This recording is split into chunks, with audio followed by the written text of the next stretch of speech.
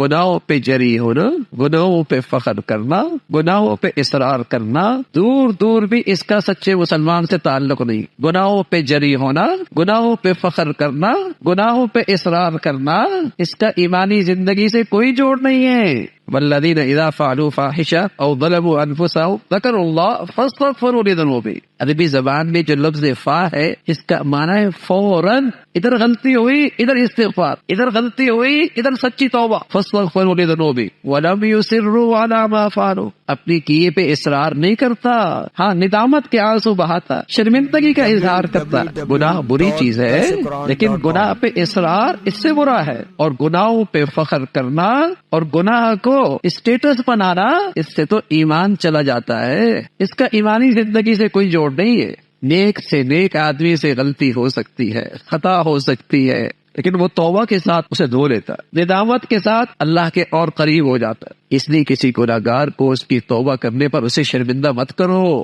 تمہیں کیا پتا اس توبہ کی برکت سے وہ اللہ کے کتنا قریب ہوگا۔ کسی کی غلطی دیکھ کر اسے شرمندہ مت کرو، کیا پتا اس نے کیسی توبہ کی ہے تنہائیوں میں اور وہ اللہ کے کتنے قریب ہو گیا ہے۔ سچے مسلمان کے تو یہی نشان۔